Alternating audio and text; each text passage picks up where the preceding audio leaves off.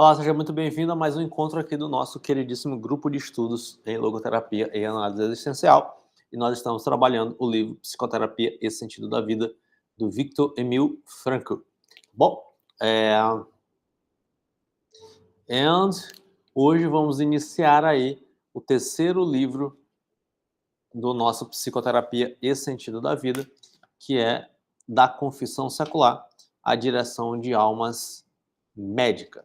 Se você ainda não é inscrito nesse canal, se inscreva neste canal. Já ativa o sininho aí para receber todas as notificações. Compartilha com algum logoterapeuta, alguém que queira aí aprofundar os seus estudos em logoterapia, estudar junto comigo. Estudar não, né?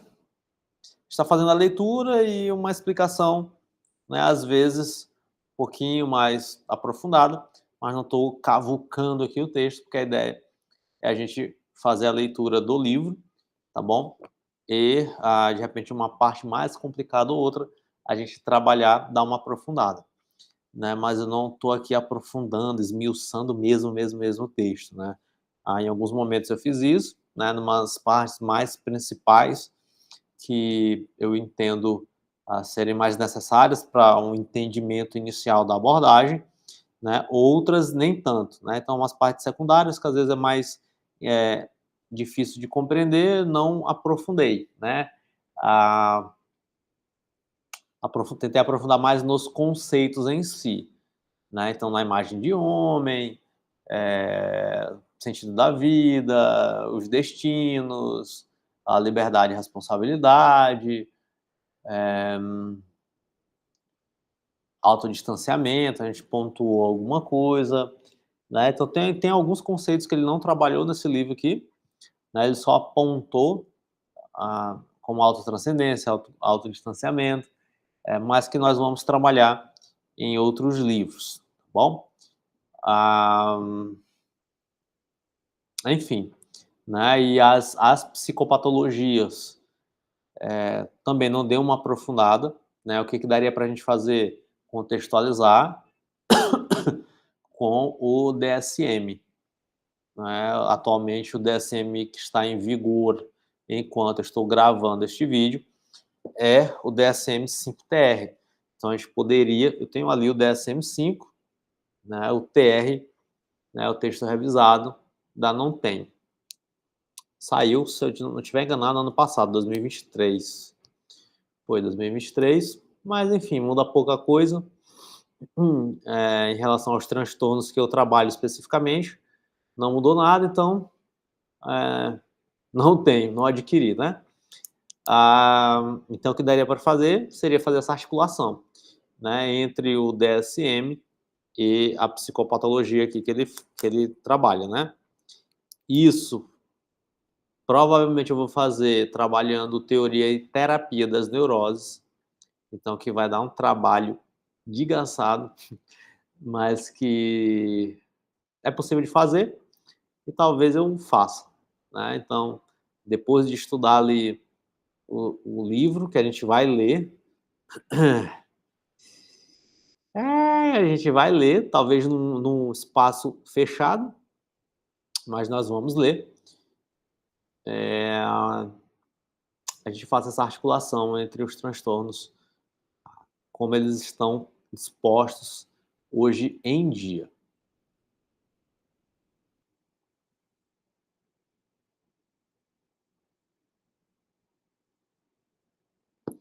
Então, é isto. Vamos começar aí o nosso último livro aqui do Viktor Frankl. Lembrando que eu faço supervisão em logoterapia, então se você quiser ter a tua supervisão em logoterapia, manda uma mensagem aqui para o Instituto de Psicologia, aqui embaixo, no link aqui embaixo, tá bom? Ou se você quiser, Tom, eu preciso de um itinerário de estudo, tem alguma dúvida aqui sobre a teoria, né? Me ajuda, ajudo sim, né? Então a gente pode estudar também juntos, tá bom? Tem aquela aula particular sobre logoterapia. Então, let's bora.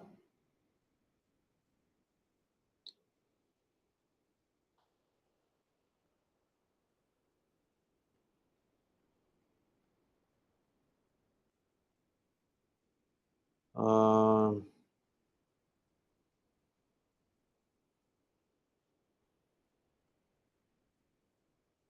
bebê.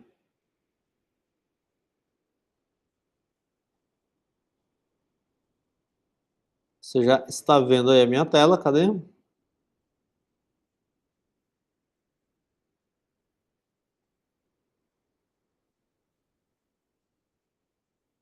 Pronto. Então, olha só, começamos o livro 3. Estamos encerrando essa jornada. Possivelmente aí nós teremos os 5 últimos encontros. No começo eu previ 46 encontros, né? Nós estamos no 38, 39, 40, 41, 42, 43, né? Quase, né? Mas vamos lá. Pronto.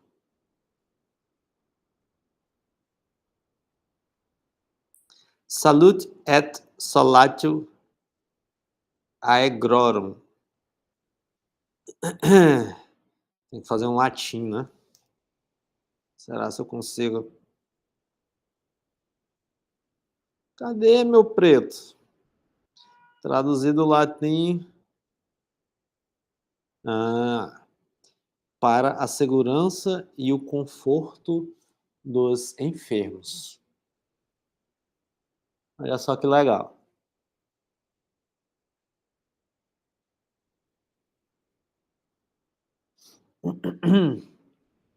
Para a segurança e o conforto dos nossos clientes, dos nossos consultantes, dos nossos pacientes.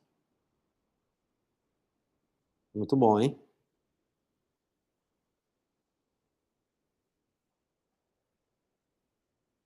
No primeiro capítulo, tentamos indicar em que medida a psicoterapia até a data praticada carece, em princípio, de um complemento. Nós já falamos sobre isso, sobre esse complemento. Inclusive, recente, eu abri um parêntese sobre esse complemento. De um complemento no sentido de incluir a dimensão espiritual na esfera do tratamento anímico. A possibilidade de uma complementação deste tipo, eis o tema do presente capítulo. Então, vamos lá. A base a que chegamos no primeiro capítulo era a logoterapia. E esta, em chegando a certo ponto, vem a coincidir com a análise existencial. Então ele vai desenrolar essa parada aí. Agora, levanta-se o problema de saber se o psicoterapeuta, em princípio, deve ou pode licitamente ir mais além. O significado psicoterápico da confissão tem sido justamente reconhecido muitas vezes sob vários aspectos. Sempre se tem comprovado que a mera conversa de per si já produz já um efeito essencialmente terapêutico. Ele troca o já, né? Ele tem mania de trocar esse já toda vez ele. Então isso daqui a gente tá meio que careca de saber, né? Que é aquilo. A conversa per si, né, ela já produz esse efeito terapêutico. Tanto que é muito comum eu atender pacientes e a pessoa chega e fala, não fala nada. Ela fala assim, poxa, só o fato de eu falar já me sinto mais leve. Já tem o efeito terapêutico. O que nos capítulos precedentes se disse a propósito da terapia da neurose de angústia e da neurose compulsiva sobre o efeito da objetivação do sintoma e do distanciamento do paciente vale, em geral, ponto por ponto, para a manifestação de qualquer necessidade da alma numa conversa. Dar parte da dor é também a dor partir. Frase para você postar aí no teu Facebook, né, no teu Instagram. Dar parte da dor é também a dor partir. O que a psicoterapia... Espera aí, não é conceito nem nada, nem parte importante, mas é uma frase de efeito. O que a psicoterapia e, especialmente, a psicanálise pretendia ser era isto: confissão secular. O que a logoterapia e, especialmente, a análise existencial pretende ser é isto: direção de almas médica. Né? Então, aqui o pessoal da psicanálise pode até criar uma birra, né? Sei lá. Mas o que ele está dizendo, né? Bom, a psicanálise ela tem isso, né? Da cura pela fala, e é uma fala, né? Que, vamos lá, bora falar, e através da fala a gente vai acessar o inconsciente, e essa fala pode ser qualquer coisa, porque você falando qualquer coisa, né, uma hora ou outra o sintoma surge, né? O consciente transborda, né? Tem ali algum sinal de que o inconsciente ele está aparecendo, né? Então, tem meio que esse caráter de confissão, né? Então, confissão secular, por quê? Porque, ah, tirando o que que ele está fazendo paralelo com o quê? Ou contrapondo o quê? Né? Se tem uma confissão secular, tem uma confissão sagrada, né? E é aos moldes ali de uma pessoa que chega até o confessionário, né? Dentro da tradição católica, principalmente, de maneira mais forte, né? Então tem ali a pessoa que chega ao confessionário, ela se confessa ao sacerdote, ela se confessa ao padre, né? Então ela está lá e confessa os seus pecados, né? Faz ali o seu momento de confissão. Então a psicanálise seria esse movimento secular. Só que a análise existencial ela pretende ser outra coisa. Aqui, ó.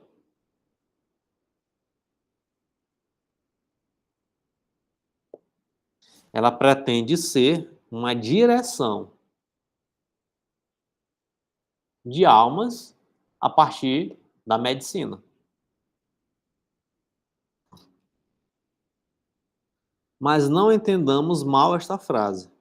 A direção de almas médica não deve ser sucedâneo da religião. Nem sequer ela pretende ser um sucedâneo da psicoterapia, no sentido em que esta até aqui tem sido aplicada, mas apenas conforme dissemos, mero complemento. Então, é aquilo que eu te falei já, né? Então, a logoterapia ela tem esse caráter de complemento. Ao homem religioso que se sabe seguro, resguardado das realidades recônditas da metafísica, nós não temos nada a dizer, nem a oferecer. Observação 27.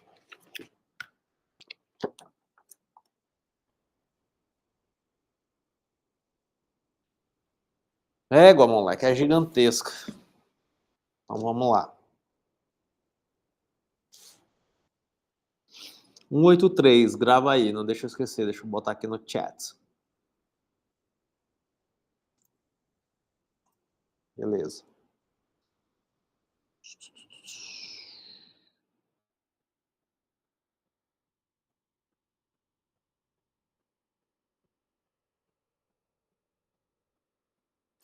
Qual a observação? 27.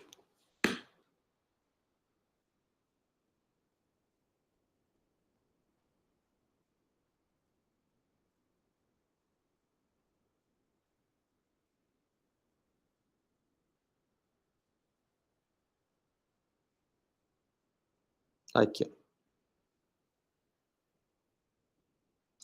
A religiosidade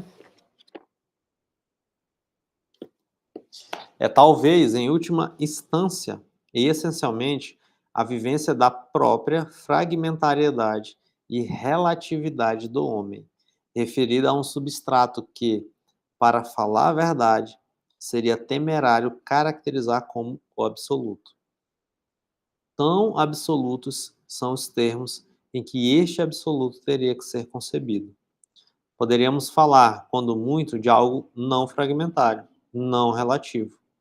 Mas então, o que vem a ser a vivência fragmentariedade e relatividade na sua referência a algo irrelacionável. É simplesmente isto, estar a salvo.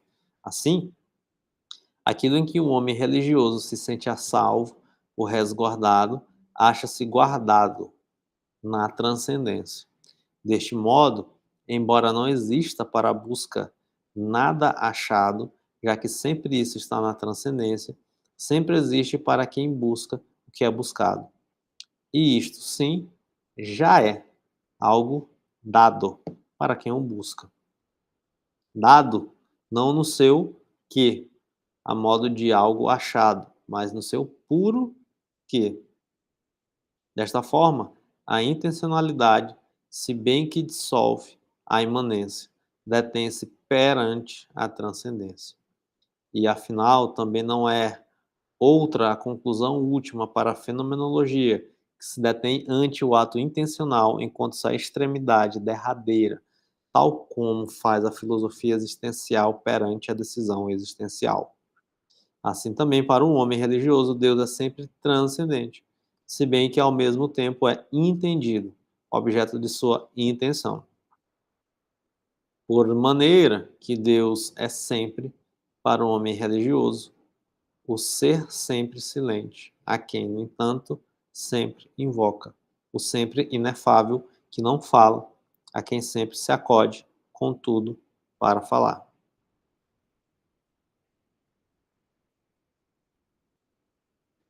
183.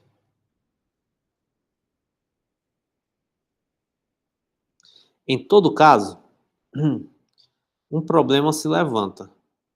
Que fazer com os homens, de fato, não religiosos, que se abeiram do médico, sedentos de uma resposta para aqueles problemas que os agitam lá no fundo do seu ser? Talvez alguns vejam nesta direção de almas médicas um substitutivo da religião, mas nem por sombras se trata disso. Mesmo na logoterapia ou análise existencial, o que nós queremos continuar a ser é médicos.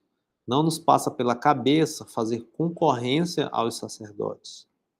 A única coisa que pretendemos é alargar o círculo da ação médica e esgotar todas as possibilidades da sua atividade. O que gera muita confusão aqui com a galera religiosa em relação à logoterapia é que, por conta da dimensão espiritual, a galera acha que é religião, né? Mas o Frank ele está trazendo um sistema de psicologia mesmo. Só que ele entende, né, como ele está expressando aqui, ele entende essa dimensão religiosa. Ele não exclui essa dimensão religiosa. Né? Talvez esse seja um dos grandes êxitos assim do Frankl, que é de fato não excluir, né? Não reduzir a dimensão religiosa a um epifenômeno, né? Tipo, Deus é um pai repressor e tal, essa coisa toda, né? Então, Deus é a criação do homem para poder simbolizar a sua figura paterna, né? Essa coisa mais da lei, né? Que, por exemplo, a psicanálise traz enquanto possibilidade de interpretação. Tô ficando com fome, ó.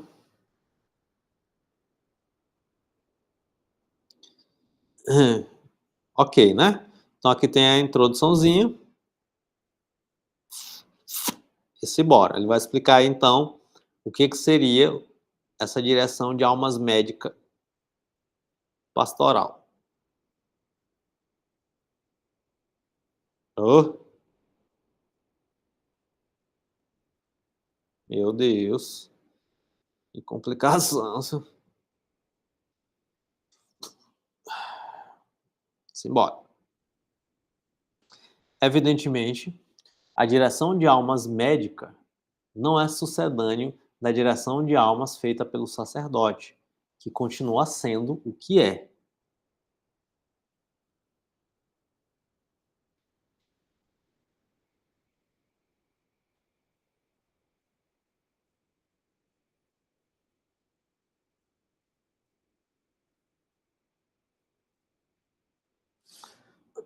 Mas, quer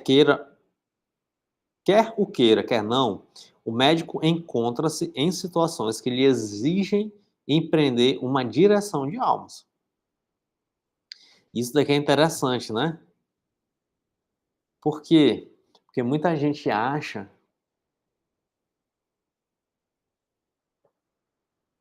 que o psicoterapeuta e o psicólogo ele não deve aconselhar.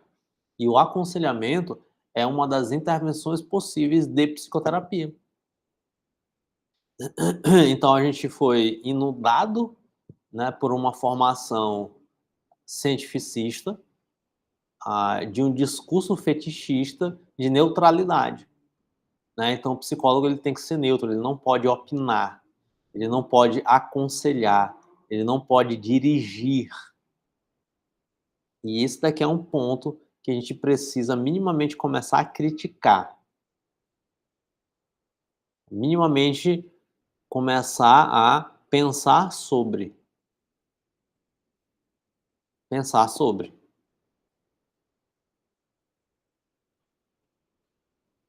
Se você não teve formação em psicologia, talvez tu fale: "Pô, então eu entendo isso". Se você é psicólogo, dependendo da tua formação em psicologia, né, essa fala aqui já te gera um incômodo.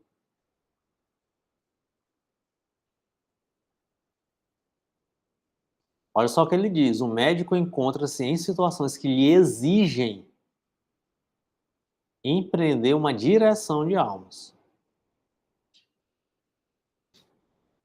São os pacientes que nos marcam a missão".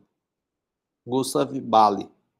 São inúmeras as ocasiões em que a psicoterapia é chamada a desembocar em direção de almas. Schultz. E com efeito, é inevitável a psicoterapia, mesmo que ela o ignore ou queira ignorá-lo, sempre será, de algum modo, direção de almas. Frequentemente, não pode deixar de intervir com medidas que são expressamente direção de almas. Quer ele queira, quer não, impõe-se hoje ao médico muitas vezes ocupar o lugar do diretor de almas para aconselhar sobre a necessidade vital do paciente, para além da doença propriamente dita. E ninguém pode evitar que hoje em dia grande parte dos homens que se acham em estado de necessidade vital, em vez de procurarem o diretor de almas, procurem como conselheiro o médico experimentado na vida.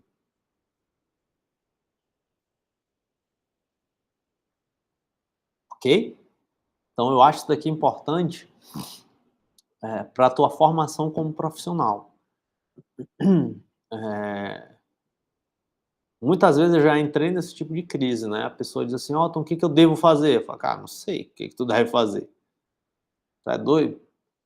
Como é que eu vou te dizer o que que tu deve fazer? Tá jogando a responsabilidade para mim? Não, assume teu BO". É, eu falo dessa maneira, né?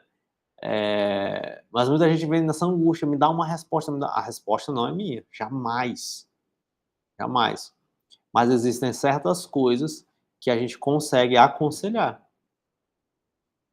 Eu não vou falar para a pessoa: "Ó, tu tem que escolher este caminho, tu tem que escolher esse caminho". Junto com ela, eu consigo questioná-la, a gente faz o diálogo socrático sem dúvida nenhuma. Outras vezes, o conselho é: "Ó, você pode fazer esse negócio bem aqui. Ó, você deve regular o sono, vamos trabalhar a regulação de sono". Isso daqui é um conselho, simplesmente isso. Ó, é importante você ter os hábitos ali, regulados para poder se melhorar a tua saúde emocional. Não vou esperar que ela: "Ah, não, eu acho que eu tenho que regular os hábitos e tal". Não. Então isso é um conselho, entende? Por quê? Porque já é consenso que faz bem. regulação de sono faz bem à pessoa. Ter bons hábitos faz bem à pessoa. É consenso. Então, porque se eu sei que algo faz bem, é consenso, por que não aconselhar a pessoa? Hum.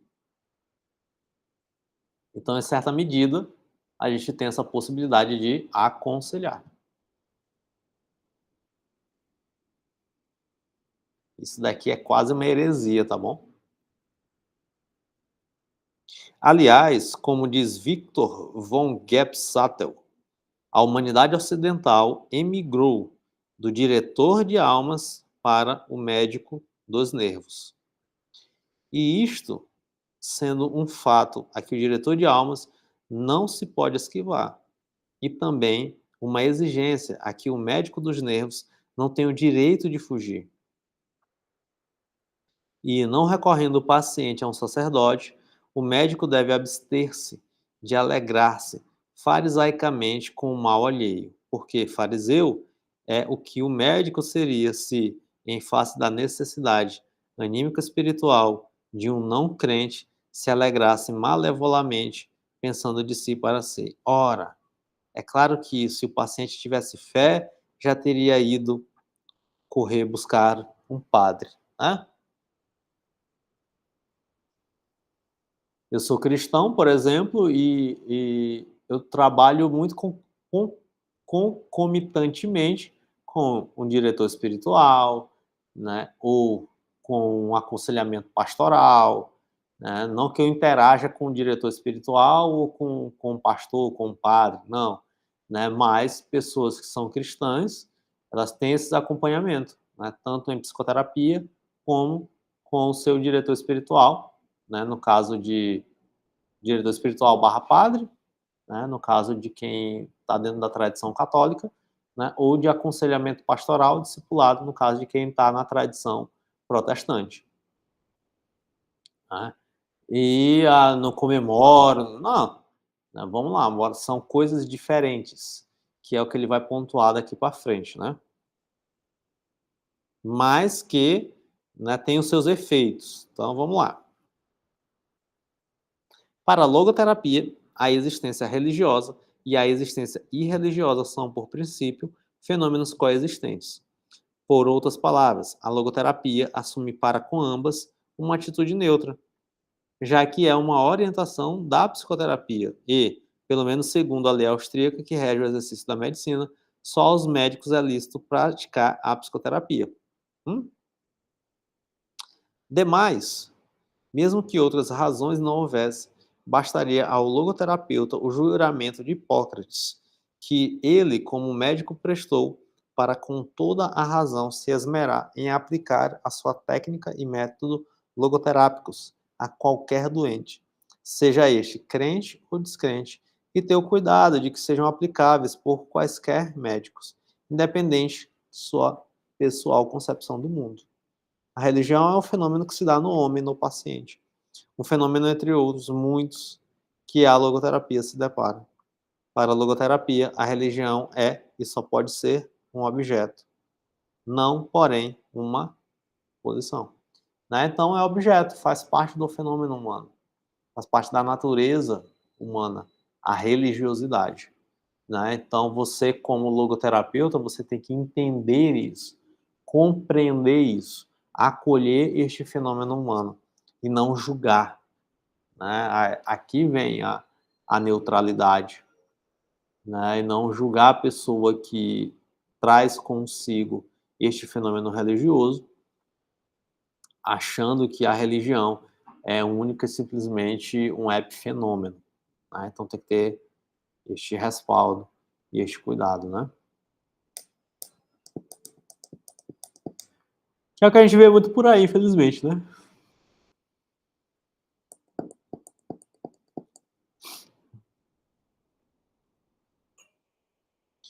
Se agora, uma vez determinada, como vimos, a posição da logoterapia no âmbito da medicina, quisermos delimitá-la em confronto com a teologia, basta-nos dizer isto. O objetivo da psicoterapia é a cura anímica e o objetivo da religião é a salvação das almas. Então, pronto. Então, nós temos aqui dois objetivos diferentes, distintos. Então, o objetivo da logoterapia é a cura anímica, / cura espiritual noética, tá bom? Dimensão do especificamente humano. O objetivo da teologia ou da religião é a salvação das almas. Então, um psicoterapeuta, ainda que seja religioso, né, ou que trabalhe com a logoterapia, ele não deve estar preocupado com a salvação da alma, tá? Isso é trabalho para a religião, que é o que muita gente acaba confundindo, né? Então, a logoterapia, ela integra em si, né, ela acolhe em si essa dimensão da religiosidade. Então, eu vou trabalhar a salvação da alma do meu paciente. Não, o terapeuta ele não está preocupado com isso, né? Não é o seu objetivo final, né? Então, são funções, são finalidades diferentes. E aí, se você é terapeuta e religioso, você tem que ter esta noção, você tem que ter essa perspectiva, tá bom? Então, ainda, vamos dizer assim, ainda que eu sou religioso, né? Eu sou cristão, e ainda que eu tenha uma preocupação, poxa, eu gostaria que lá no fundo essa pessoa se salvasse, né? Ainda que eu tenha essa preocupação em relação à salvação da alma que está na minha frente, mas esse não deve ser o meu objetivo, né? Eu não estou ali como um aconselhador religioso, né? O meu objetivo é a gente trabalhar as questões como logoterapeuta, trabalhar as questões noéticas, né? Simplesmente isso. Né? E aí dentro disso, se aparece o fenômeno religioso, então aí eu vou conversar com o paciente sobre o fenômeno religioso e como ele se relaciona com este fenômeno religioso. Eu não vou pregar para ele, não vou forçar a conversão dele, nem nada disso, né? Porque essa não é a finalidade da psicoterapia. Uma consideração tornará evidente a diferença entre essas duas finalidades.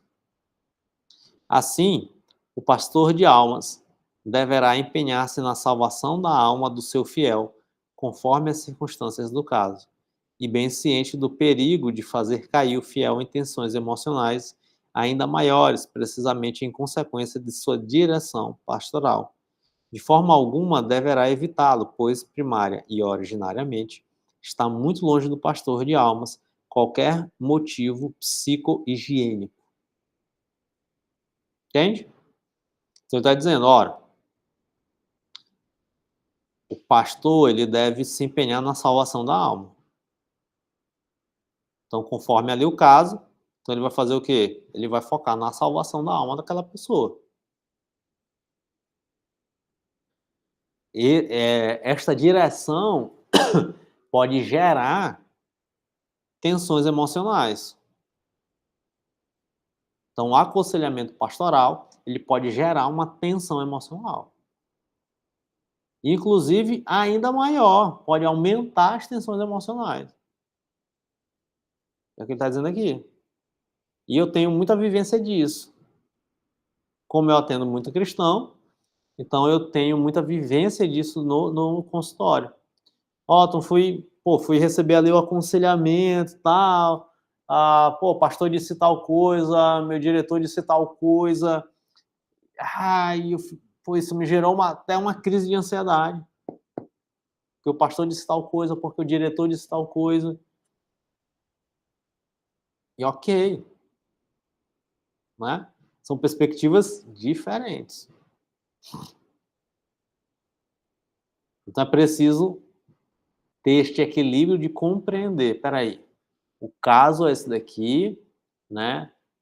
O pastor, o diretor está trabalhando em cima da salvação da alma dessa pessoa. Então, a fala, aí muitas vezes tem falas, lógico, rudes, enfim, arbitrárias, ignorantes. Não estou falando que não existe isso, mas o conselho para a salvação da alma muitas vezes aumenta uma tensão emocional, sem dúvida alguma.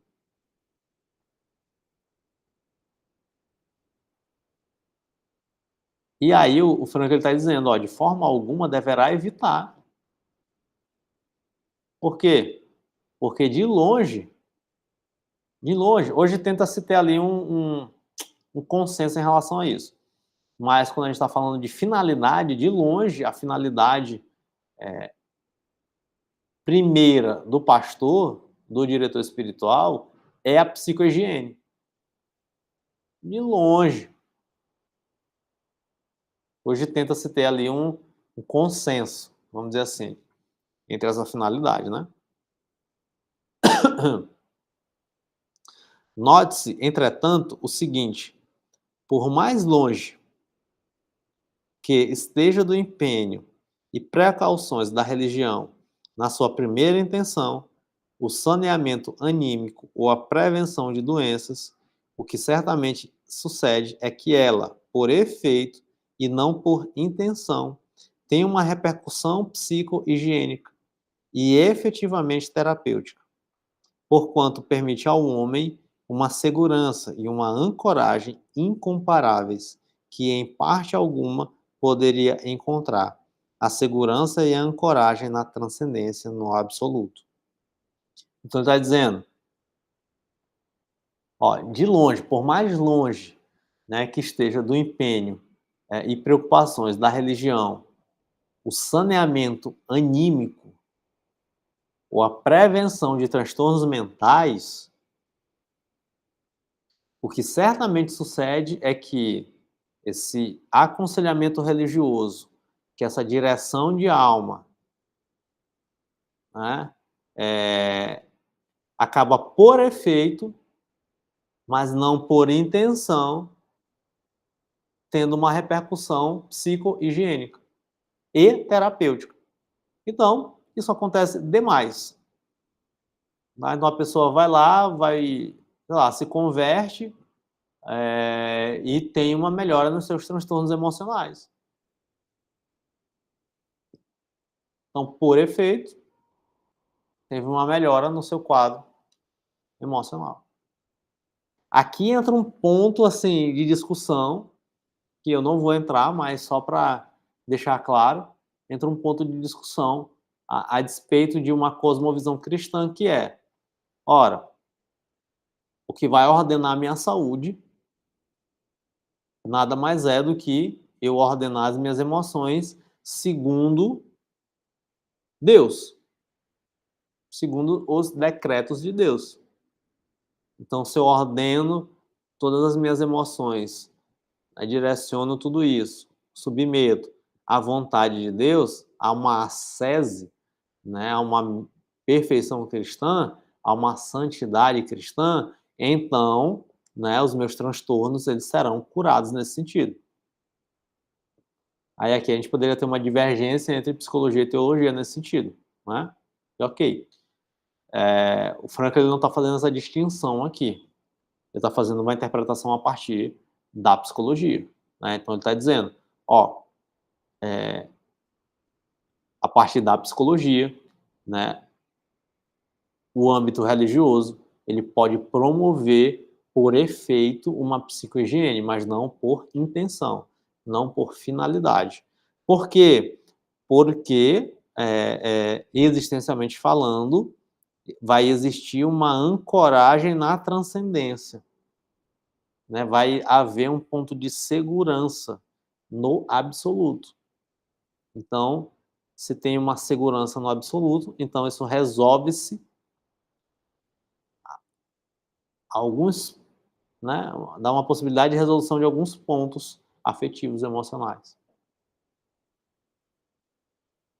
Pois bem,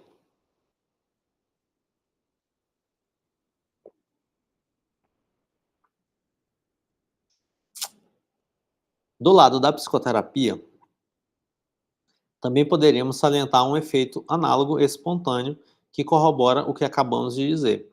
Refiro-me a casos, sem dúvida, raríssimos, mas que são, sem dúvida, também os mais felizes para o paciente e para o médico, em que o paciente, no decurso do tratamento psicoterápico, reencontra as fontes, há muito enterradas, de uma fé originária que tinha reprimido e tornado inconsciente. Mas, ainda que assim possa ocorrer, nunca isso poderia constituir o legítimo escopo do médico. Com efeito, se o médico fosse ao encontro do paciente no mesmo plano confessional e baseando-se numa espécie de união pessoal para orientar o tratamento, então já de antemão não estaria de modo algum tratando o paciente como médico, mas como um diretor espiritual. Isso daqui também já aconteceu comigo, então eu recebo pessoas que são feridas, são machucadas pela própria comunidade de fé, né.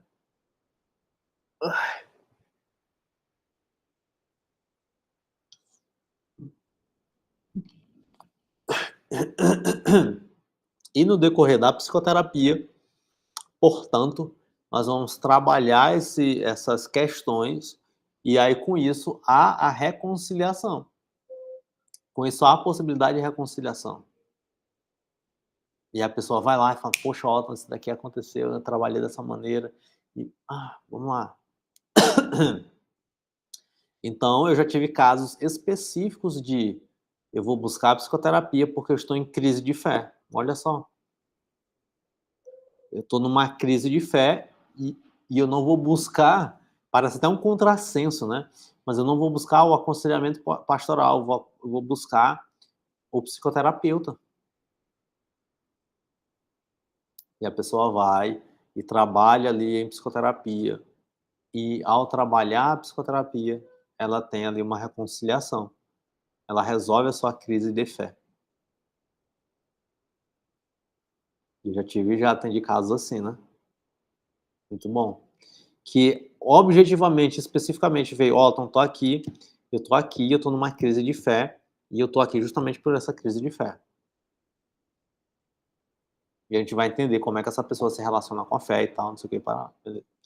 E outros casos não, tô aqui, né, e começa a trabalhar outras questões, e aparece a dimensão da fé, e a gente vai desenrolar esses nós da dimensão da fé, e a pessoa acaba se reconciliando com essa dimensão da fé. Escusado seria dizer que as coisas não se passam como se os objetivos da psicoterapia e da religião se situassem no mesmo plano do ser, como se tivessem o mesmo nível de valor. Antes, pelo contrário, o nível categorial da saúde anímica é diferente da salvação da alma. Quer dizer, a dimensão em que avança o homem religioso é mais elevada, tem um significado mais extenso do que a dimensão em que se desenvolve qualquer outra coisa como psicoterapia. Seja como for, a penetração na dimensão mais alta não se efetiva mediante um saber qualquer, mas sim mediante a fé. Então, isso daqui é o reconhecimento do Frankl a despeito dessa dimensão religiosa. Então, aqui há o respeito dele pela dimensão religiosa. Ó, o religioso está em outro patamar e ele reconhece isso.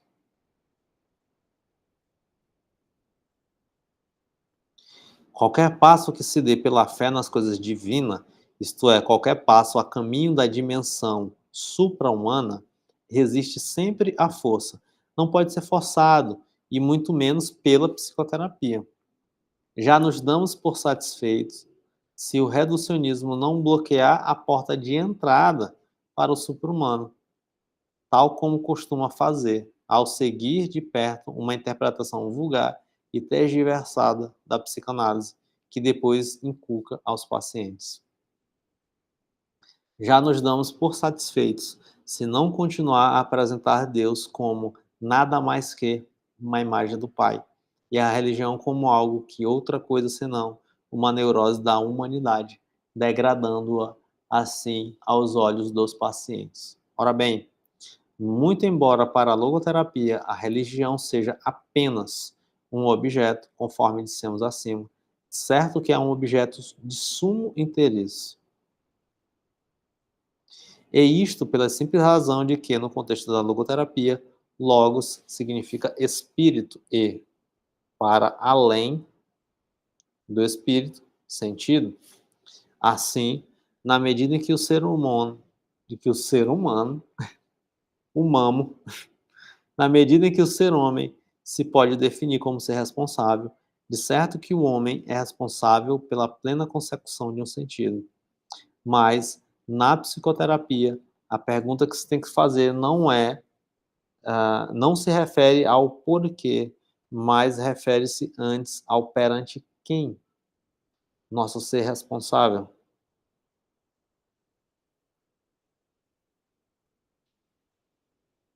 Logo, se ver que tem de ficar a cargo do paciente a decisão sobre como interpretar o seu ser responsável, como ser responsável perante a sociedade, perante a humanidade, perante a consciência, ou, sobretudo, não perante uma coisa, mas perante alguém, perante uma divindade. Isso daqui é princípio da análise existencial na logoterapia, tá? Então, o sentido é sempre sentido perante o quê?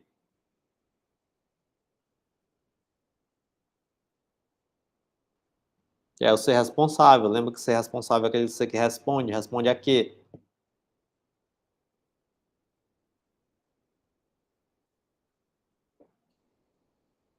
Talvez, se pudesse aqui objetar, que o que importa é dar desde o início ao paciente uma resposta, afirmando-lhe que há uma revelação em que, em vez de se deixar, em vez de se lhe deixar em suspenso, para que ele responda o problema do para quê do seu ser responsável. Mas o argumento não colhe, pois redunda numa petitio principit.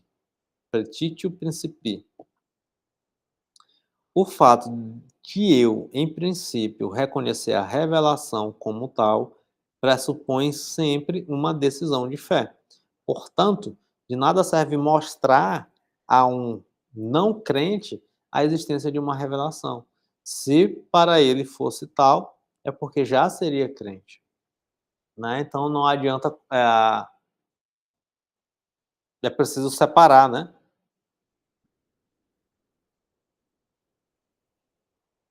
O que está dizendo aqui, né? Que às vezes tem logoterapeuta que já inicia o processo de logoterapia partindo desse ponto, né? Que já existe uma revelação. Cara, e só existe revelação para aqueles que acreditam que existe uma revelação, né? Então, o terapeuta ele tem que estar atento a isso.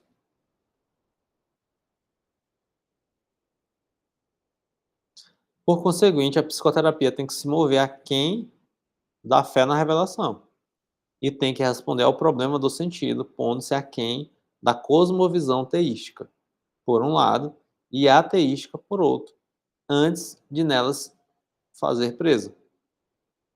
Se desta maneira concebe o fenômeno da fidelidade à fé, não como fé em Deus, mas como uma fé mais geral, em um sentido, então é perfeitamente legítimo que ela se ocupe e se empenhe com o fenômeno da fé.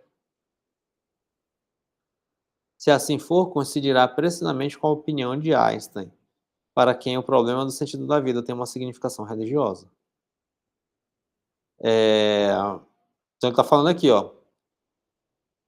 Peraí, velho. A logoterapia, ela se coloca aquém dessa questão da fé, mas ela trata a questão da fé como uma possibilidade de realização de sentido.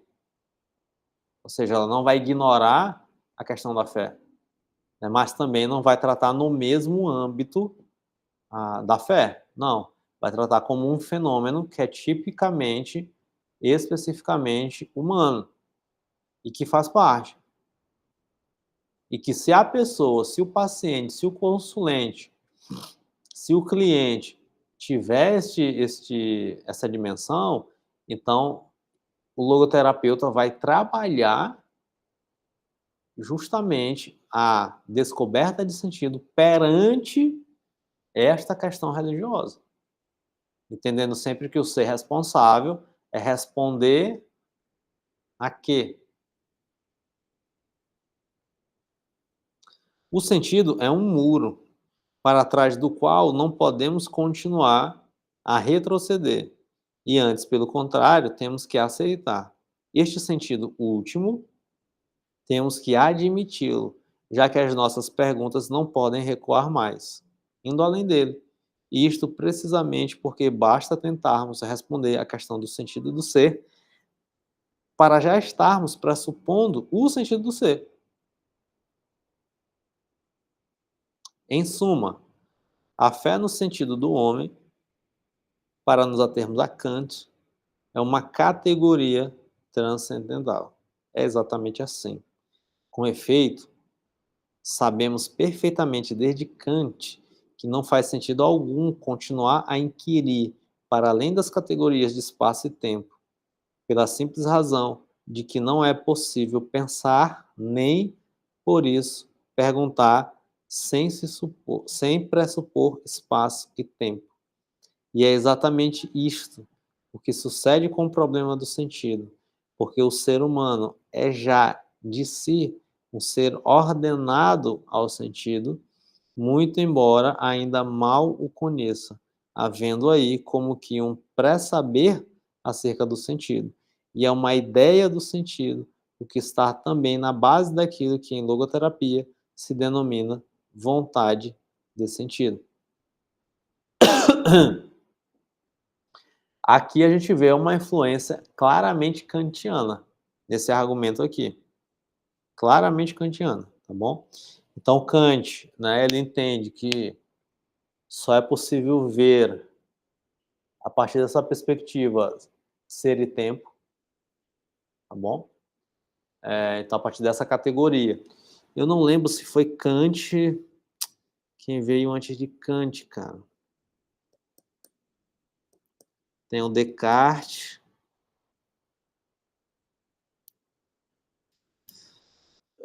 Depois do Descartes a gente tem já é Kant. Ou tem um outro? Não lembro. Mas eu acho que é Kant mesmo. Que é isso, né? Então o Kant está discutindo, peraí, como é que eu consigo, como é que eu, como é que o ser humano consegue conceber ali a realidade, né? Conhecer, como é que ele consegue conhecer? Ele vai dizer que, ó, só a partir dessa dimensão de ser e tempo, né? Então, sem isso, é impossível, né? Então, eu só conheço um fenômeno agora, ou seja, no tempo, e a partir de um espaço, de uma perspectiva, né? Então, não consigo ver desde a eternidade. Então, eu estou sempre inserido no tempo, né? E sempre inserido a partir de um local, de uma perspectiva. E aqui, quando ele diz assim, ó, porque o ser humano é já de si um ser ordenado ao sentido, então isso aqui também é uma influência kantiana, né? Então, para Kant, né, então existe uma finalidade, né, uma finalidade moral, né, para o Kant, né? Então, todo ser ele vai se organizar, se ordenar justamente a essa moralidade. E aqui é o que o Frank diz, pô, embora ele não conheça, mas há um pré-saber, né, que é o que ele vai chamar de vontade de sentido. Então é como se tivesse uma inclinação natural ao sentido. Ainda que o homem não saiba, tem essa inclinação natural. Ó, mesmo que não queira, mesmo que não reconheça, o homem acredita num sentido até o último suspiro. E é assim também no caso do suicida, que afinal crê em um sentido, não de certo no sentido da vida, no sentido de continuar vivendo, mas sim no sentido da morte. Não acreditasse ele realmente em sentido algum, deixasse ele de crer em qualquer tipo de sentido, e não poderia propriamente mexer um dedo, e não daria sequer um passo para o suicídio. Eu vi morrer ateístas convictos, que em vida se tinham recusado categoricamente a acreditar num ser superior, ou o que é o mesmo, na dimensão de um sentido mais elevado da vida, mas que no leito da morte, na hora da partida, acabaram por testemunhar aquilo que durante a vida a ninguém se sentiam capazes de dizer, um estado de segurança, um alívio, que não só escarnece da sua concepção de mundo, mas além disso, já não pode ser intelectualizado e racionalizado. De profundis e rompe um não sei o que. Não há qualquer coisa aí que serpenteia. Vem a luz do dia, uma confiança completa, sem resíduos, que não sabe ainda o que se lhe vai oferecer, nem aquilo sequer em que confia, e, no entanto, existe a saber de qualquer prognóstico infausto.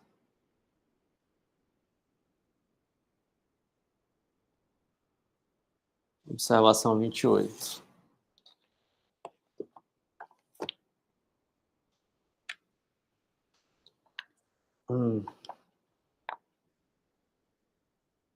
Von Baer bate na mesma tecla quando escreve: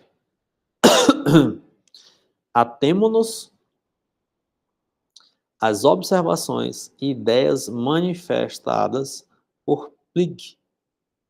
Objetivamente, já não há esperança alguma a considerar.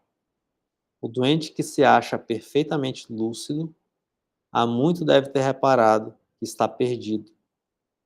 E, não obstante, continua a esperar, mantendo a esperança até o fim. Por quê? Porque é a esperança desses doentes, que na superfície pode visar uma cura ilusória neste mundo, e só numa camada mais profunda e escondida deixa entrever o seu conteúdo de sentido transcendente. Está necessariamente arraigada no ser humano, que nunca pode ser sem esperança numa consumação futura, em que crê naturalmente em conformidade com a sua natureza, mesmo sem dogmas.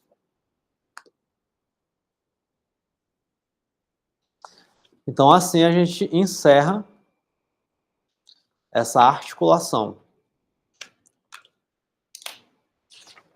da logoterapia, né, à direção de almas médicas, né?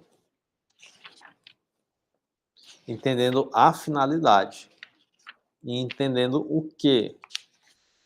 Entendendo que o logoterapeuta ele está provocando o ser responsável, né? Então ele está buscando isso, o ser responsável do homem. É isso que o logoterapeuta busca, né? E aí esse ser responsável é um ser perante alguém, tá bom? E aí esse ser perante quem? Se o paciente apresenta um perante Deus, um perante o absoluto, um perante um transcendente, então ao logoterapeuta cabe cultivar e provocar este sentido perante Deus.